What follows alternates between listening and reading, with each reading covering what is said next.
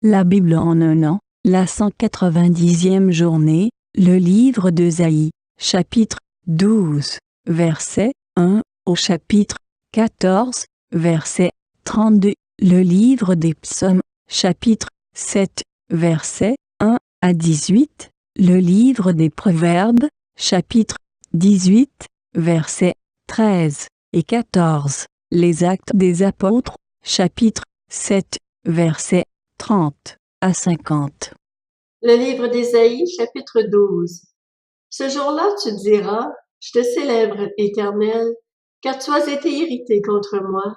Ta colère s'est détournée et tu m'as consolé. Dieu est mon sauveur. Je serai plein de confiance et je n'aurai plus peur, car l'Éternel, oui, l'Éternel est ma force et le sujet de mes louanges. C'est lui qui m'a sauvé.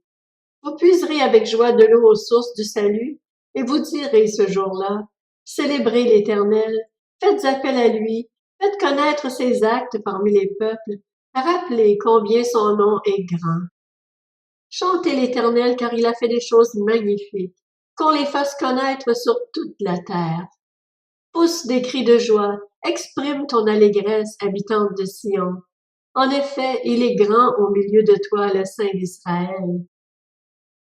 Le livre d'Ésaïe, chapitre 13. Message sur Babylone, dont Ésaïe, fils d'Amoth, a eu la vision. Sur une montagne pelée, dressez un étendard, criez vers eux, faites signe de la main et qu'ils entrent par les portes des nobles. J'ai donné des ordres à mes saints, j'ai même appelé mes hommes forts, ceux qui se réjouissent de ma grandeur, pour qu'ils soient les agents de ma colère. On entend un bruit sur les montagnes, un bruit pareil à celui d'un peuple nombreux. On entend le tapage de royaumes, de nations rassemblées. C'est que l'Éternel, le Maître de l'univers, passe en revue l'armée destinée à combattre. Ils viennent de pays lointains, d'une extrémité du ciel. L'Éternel et les agents de sa fureur vont dévaster tout le pays. Lamentez-vous, car le jour de l'Éternel est proche. Il vient comme une dévastation décidée par le Tout-Puissant. C'est pourquoi tous baissent les bras, tous les hommes se découragent. Ils sont terrifiés. Douleurs et souffrances s'emparent d'eux. Ils se tordent de douleur comme une femme prête à accoucher. Ils se regardent les uns les autres stupéfaits. Leur visage est en feu. Le jour de l'Éternel arrive. C'est un jour cruel, un jour de colère et d'ardente fureur, qui transformera la terre en désert, faisant disparaître les pécheurs de sa surface. En effet, les étoiles du ciel et leurs constellations ne diffuseront plus leur lumière, le soleil s'obscurcira dès son lever, et la lune ne fera plus briller sa lumière. J'interviendrai contre le monde à cause du mal commis, et contre les méchants à cause de leurs fautes. Je mettrai un terme à l'orgueil des hommes insolents, et je rabaisserai l'arrogance des hommes violents.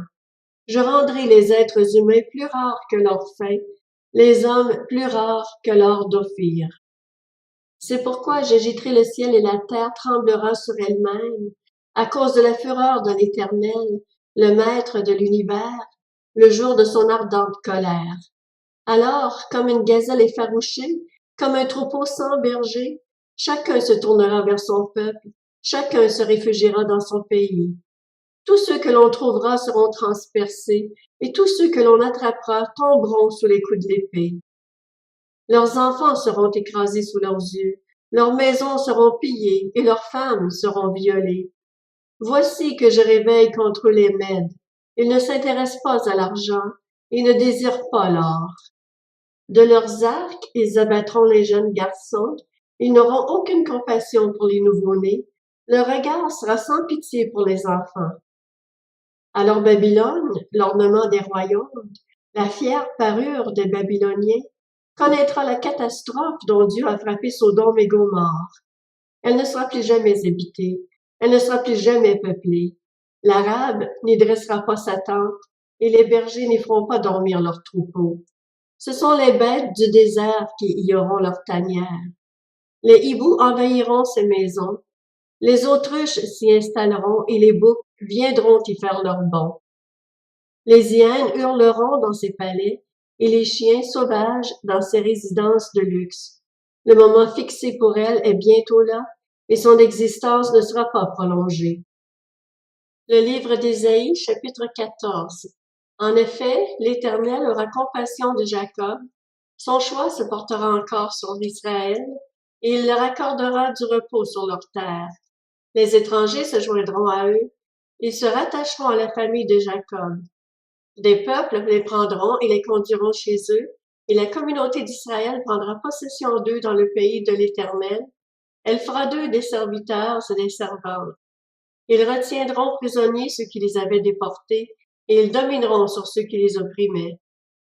Le jour où l'Éternel t'aura donné du repos, après tant de souffrance et d'agitation, après le dur esclavage qui t'a été imposé, tu entendras ce chant satirique sur le roi de Babylone. Tu diras, comment?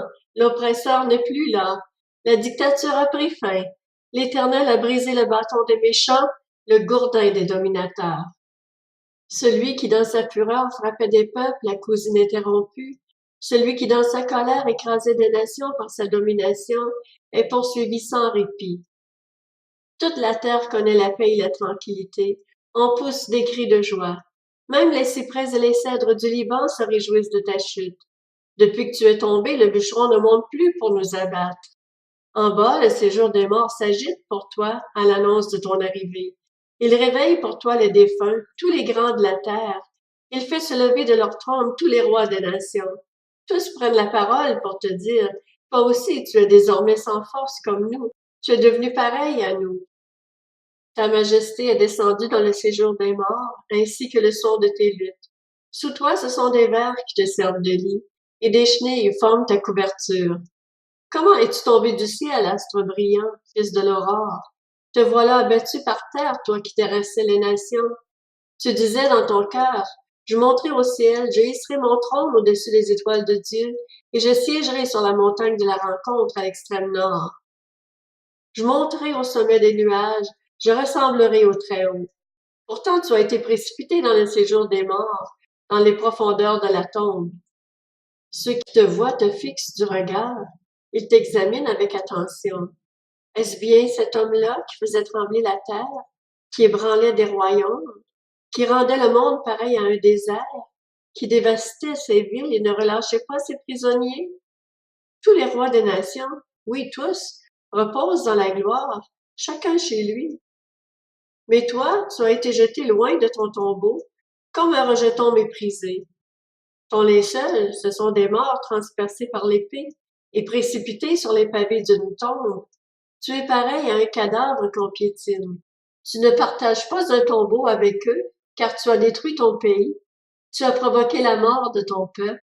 On ne mentionnera plus jamais la descendance des méchants.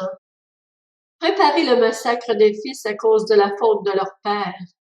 Qu'ils ne se relèvent pas pour conquérir la terre et couvrir la surface du monde de villes. Je me dresserai contre eux, déclare l'Éternel, le Maître de l'univers. Je supprimerai le nom et le reste de Babylone, leurs enfants et petits-enfants, déclare l'Éternel. Je ferai d'elle le domaine du hérisson et un marécage, et je la balayerai à l'aide du balai de la destruction, déclare l'Éternel, le Maître de l'univers. L'Éternel, le Maître de l'univers, en a fait le serment. Oui, tout se passera comme je l'ai projeté. Ce que j'ai décidé s'accomplira. Je mettrai l'Assyrien en pièces dans mon pays. Je le piétinerai sur mes montagnes, si bien que la domination qu'il exerçait sur eux sera écartée. Le fardeau qu'il faisait peser sur eux sera retiré. Voilà la décision qui a été prise contre toute la terre. Telle est la puissance qui est déployée contre toutes les nations. L'Éternel, le Maître de l'univers, a pris une décision. Qui pourrait y faire échec? Sa puissance est déployée. Qui pourrait l'écarter? Voici le message prononcé l'année de la mort du roi Akaz. Ne te réjouis pas, Philistie tout entière, de ce que le gourdin qui te frappait a été mis en pièces. En effet, de la racine du serpent sortira une vipère, et son rejeton sera un serpent venimeux volant. Alors les premiers-nés des plus faibles auront de quoi se nourrir, et les pauvres pourront se reposer en toute sécurité. En revanche, je ferai mourir de faim ta racine, et ce qui restera de toi sera tué. Porte, pousse des gémissements. Ville, Lamente-toi, tremble Philistie tout entière, car une fumée arrive du nord. C'est une troupe aux rangs serrés. Que répondra-t-on au messager de la nation? Que c'est l'Éternel qui a fondé Sion, et que les malheureux de son peuple y trouveront refuge. Le livre des Psaumes, chapitre 7.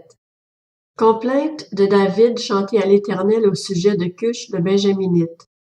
Éternel, mon Dieu, je cherche refuge en toi. Sauve-moi de tous mes persécuteurs et délivre-moi. Sinon, ils vont me déchirer comme un lion. Ils vont me dévorer, sans personne pour me délivrer.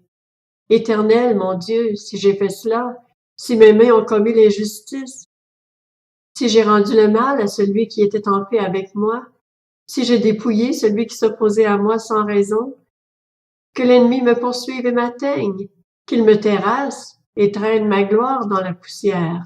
Lève-toi, Éternel, dans ta colère. Dresse-toi contre la fureur de mes adversaires. Réveille-toi pour me secourir, toi qui établis le droit. Que l'assemblée des peuples vienne t'entourer. Reviens dominer sur elle dans les hauteurs. L'Éternel exerce son jugement sur les peuples.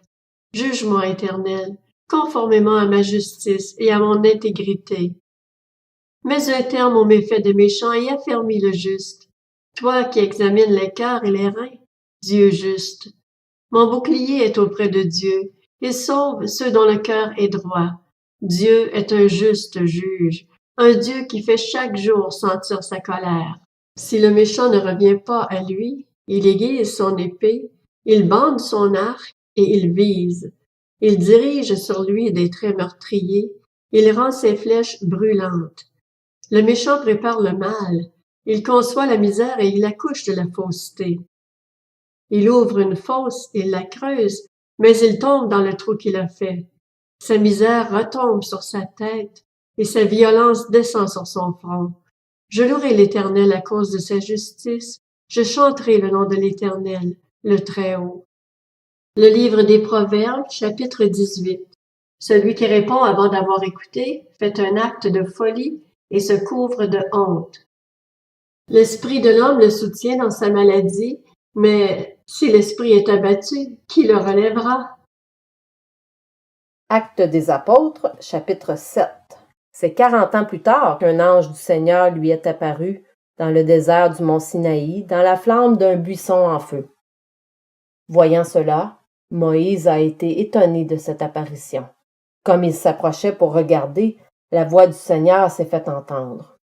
« Je suis le Dieu de tes ancêtres, le Dieu d'Abraham, d'Isaac et de Jacob. » Moïse, tout tremblant, n'osait pas regarder. Le Seigneur lui a dit, « Retire tes sandales, car l'endroit où tu te tiens est une terre sainte. J'ai vu la souffrance de mon peuple qui est en Égypte. J'ai entendu ses gémissements et je suis descendu pour le délivrer. Maintenant, vas-y, je t'enverrai en Égypte. » Ce Moïse qu'ils avaient renié en disant, « Qui t'a établi chef et juge? » C'est lui que Dieu a envoyé comme chef et libérateur avec l'aide de l'ange qui lui était apparu dans le buisson. C'est lui qui les a fait sortir d'Égypte, en accomplissant des prodiges et des signes miraculeux en Égypte, à la mer Rouge et au désert pendant 40 ans. C'est ce Moïse qui a dit aux Israélites, « Le Seigneur notre Dieu fera surgir pour vous, parmi vos frères, un prophète comme moi. » C'est lui qui, lors de l'assemblée au désert, était avec l'ange qui lui parlait sur le mont Sinaï et avec nos ancêtres. Il a reçu des oracles de vie pour nous les transmettre. Nos ancêtres n'ont pas voulu lui obéir, mais ils l'ont repoussé et dans leur cœur ils se sont tournés vers l'Égypte, en disant à Aaron, « Fais-nous des dieux qui marchent devant nous. En effet, ce Moïse qui nous a fait sortir d'Égypte, nous ignorons ce qu'il est devenu. » À ce moment-là, ils ont fait un veau. Ils ont offert un sacrifice à l'idole et se sont réjouis de ce que leurs mains avaient fabriqué. Alors Dieu s'est détourné d'eux et les a laissés adorer les corps célestes, comme cela est écrit dans le livre des prophètes. M'avez-vous offert des victimes et des sacrifices pendant 40 ans au désert, communauté d'Israël? Vous avez porté la tente de Moloch et l'étoile de votre Dieu Renfant. Ces images que vous avez faites pour les adorer. Aussi je vous déporterai au-delà de Babylone. » Dans le désert, nos ancêtres avaient la tente du témoignage. Celui qui parlait à Moïse lui avait ordonné de la faire d'après le modèle qu'il avait vu. Nos ancêtres l'ont reçue et l'ont introduite sous la conduite de Josué dans le pays conquis sur les nations que Dieu a chassées devant eux, et elle y est restée jusqu'à l'époque de David. David a trouvé grâce devant Dieu et a demandé la permission de trouver une habitation pour le Dieu de Jacob, mais c'est Salomon qui lui a construit un temple. Cependant, le Très-Haut n'habite pas dans des temples faits par la main de l'homme, comme le dit le prophète. Le ciel est mon trône et la terre mon marchepied. Quelle maison pourrez-vous me construire, dit le Seigneur, ou quel endroit pourra être mon lieu de repos? N'est-ce pas ma main qui a fait tout cela?